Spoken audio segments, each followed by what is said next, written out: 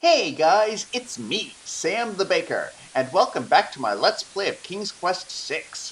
Last time, we helped Alexander climb the cliffs on the Isle of the Sacred Mountain, and here he is at the top.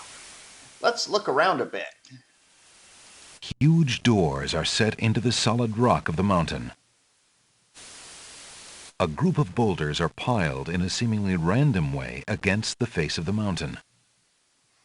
Can we try and open the doors?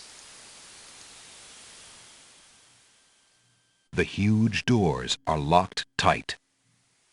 Somebody obviously wants to keep something out or something in. Yeah, I wonder what that could be. Well, anyways, there is a cave over here on the right near the nightshade bush. Let's go in, making sure we don't touch the bush. Alexander crawls through the small opening in the rock.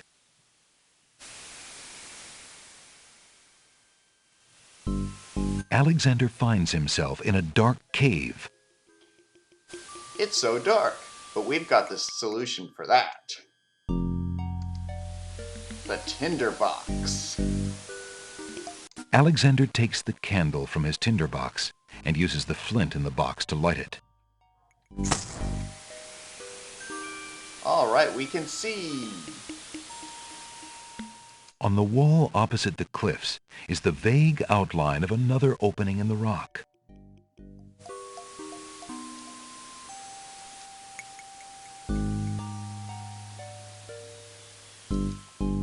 Let's go through it. Alexander crawls through the opening in the rock.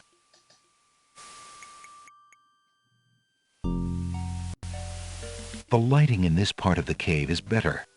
Alexander extinguishes the candle's flame and places it back in his pack. Let's look around this part of the cave first.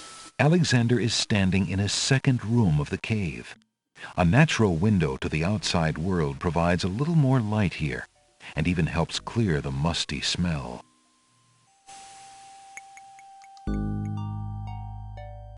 A plant grows on the grassy ledge. Smells like peppermint. Cool. That could be useful. Let's get some leaves. Alexander takes a few leaves from the plant. As he does so, a strong smell of peppermint is released. Ah! Can you guess which character loves peppermint? If you guessed Alhazred's genie, you're right. Maybe we can feed him some peppermint at some point. We'll just have to wait and see if that's possible. Alexander crawls back into the first room of the cave. Alexander can't see a thing. Time to light things up again. Alexander takes the candle from his tinderbox and uses the flint in the box to light it.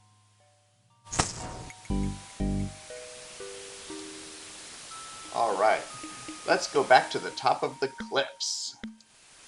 Alexander crawls back through the passage to the top of the cliffs.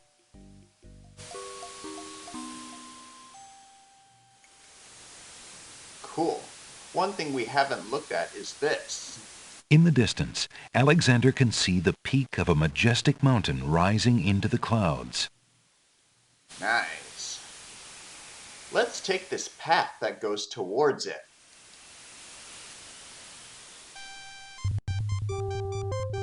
Look, an intruder! Hold! How did you get up here, human? I climbed the cliffs. That is not possible. No one has solved the cliffs of logic in several centuries, and if the cliffs were to be solved, it would certainly not be by a human. I didn't mean to trespass. I only wanted to visit this beautiful island. No visitors have been welcome on the Isle of the Sacred Mountain in years, not since the Red and White Queens had spies in the guise of friendly visitors steal our island's sacred golden fleece.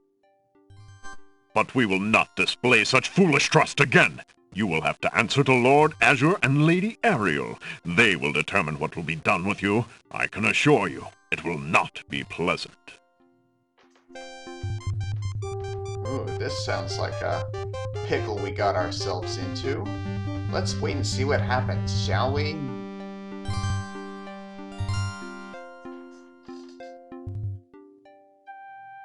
With what trickery did you master the cliffs of logic and reach the city of the Winged Ones? Only the magic of clear thought, my lord. I meant no harm. The cliffs of logic. It is the sacred oracle's prophecy, Azure. Yes, Ariel. It is lucky for you, human, that climbing the cliffs of logic is part of a prophecy that I cannot ignore. We have just been ordered by Wazir Alhazred himself to dispose of any strangers that might land on our fair isle. But the prophecy would have a different fate befall you. The prophecy predicts that whosoever climbs the cliffs of logic will defeat the Minotaur. The Minotaur has violated our sacred catacombs and eats our young in sacrifice. Our own daughter, Lady Celeste, was taken there only this morning as his most recently demanded offering. A dilemma, then. Whom shall I obey in regards to your fate, the oracle or the crown? But since Alhazred did not dictate how I was to dispose of intruders, and since you cannot possibly survive the catacombs, your imprisonment there should serve both purposes quite admirably. I will not resist you in this, my lord. I shall do my best to save your daughter. First, I must tell you that the catacombs are a labyrinth of rooms, a place of exceeding danger. You will need many tools and clear wits to survive it. I am ready. Very well. My guards will take you there now. You seem courageous enough, but the catacombs will determine how brave you really are. Well, we'll just have to see how we can get out of this one. But first we have to not only rescue ourselves, but also their daughter first.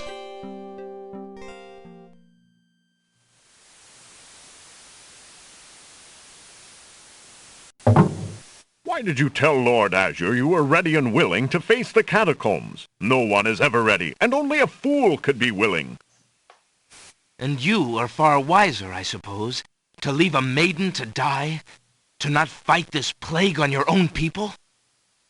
Bravery and suicide are two different things, human. You will have a chance to renounce your choice soon enough, when you lay trembling under the Minotaur's hooves. We shall see.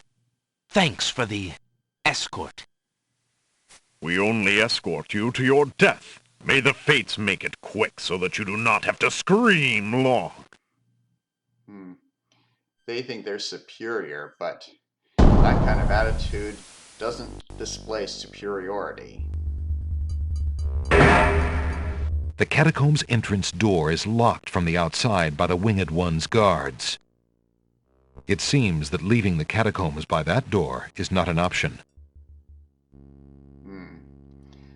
I'm gonna save here, because this is one hard place to navigate.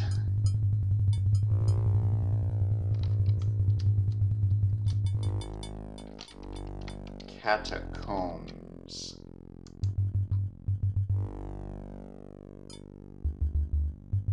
I'm going to show you what happens when we go this way.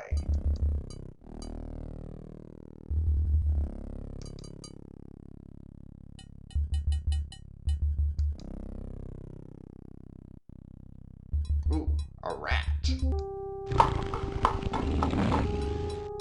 Alexander hears the distant sounds of a wild animal somewhere in the maze of rooms. That doesn't sound good. Uh-oh, now what's happening? As he walks through the doorway, Alexander gets a very bad feeling about this room. Oh no!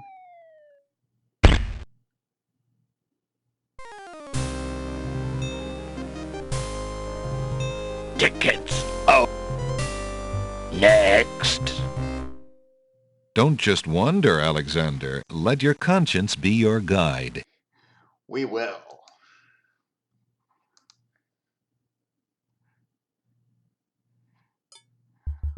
Well, this is definitely a very tough place, but we'll continue exploring it next time. I hope you all enjoyed this video, and I'll see y'all again soon. Bye!